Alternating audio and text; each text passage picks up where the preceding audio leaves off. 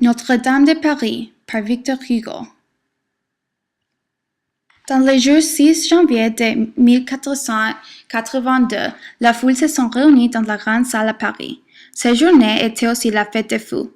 Après comparaison de nombreux visages laids et comiques, personne n'est choisi comme le plus idéal pape des fous.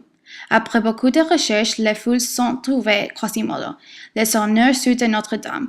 Ils lui ont couronné immédiatement comme le pape des fous.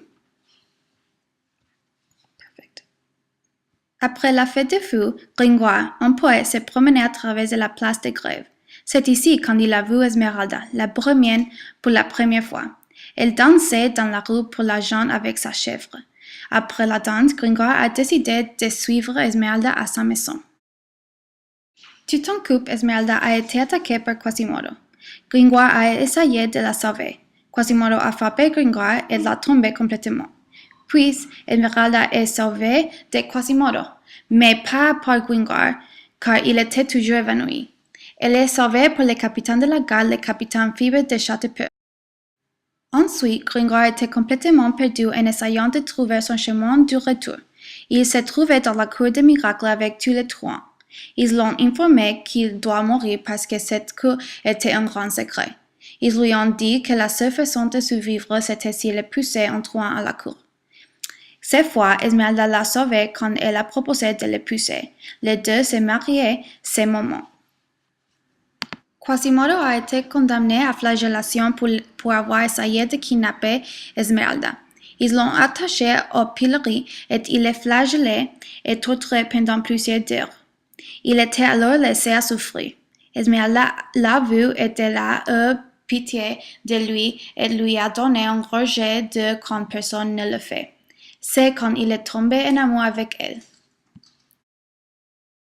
Quelques jours plus tard, Phoebus rendait visiter à sa fiancée, Fleur de Lis, et ils ont vu Esmeralda danser de leur balcon. Ils l'invitaient à venir et danser pour eux. Phoebus aperçoit son désir pour elle, alors qu'elle aperçoit rien que l'amour en retour.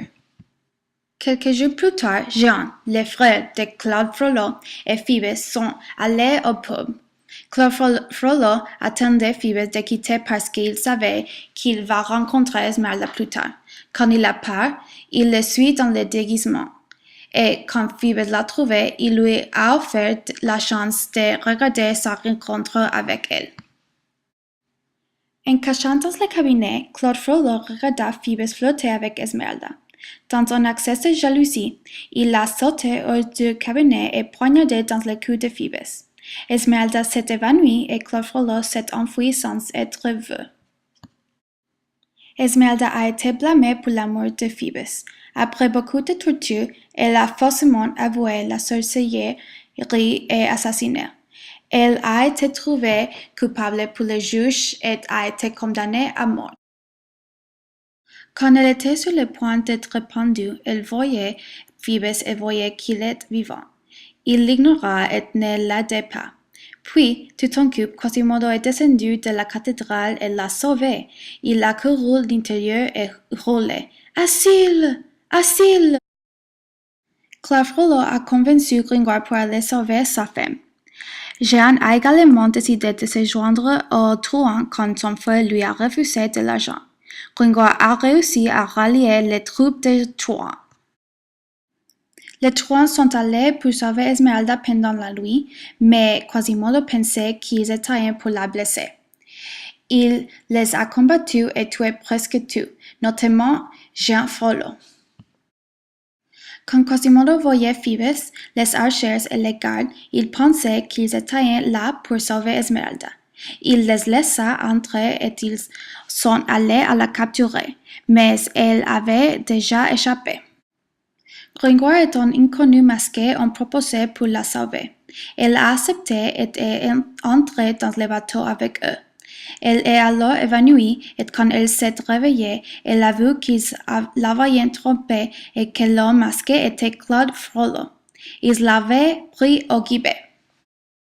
Claude Frollo laissait Esmeralda avec la recluse qui détestait Bohémien pour avoir volé son bébé il y a années.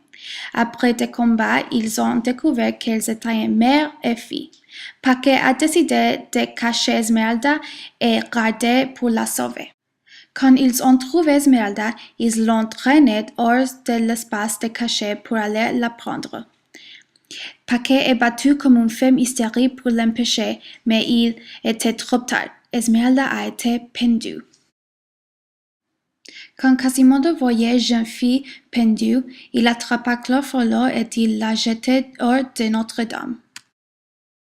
Quelques mois plus tard, Phoebus a finalement impulsé Fleur de Lis. Des années plus tard, quand quelqu'un a déterré les restes d'Esmeralda, à sa grande surprise, le corps du sonneur sourd a été lié à la sienne. Quand il a touché Quasimodo, le corps s'est tourné vers Cendre. La fin.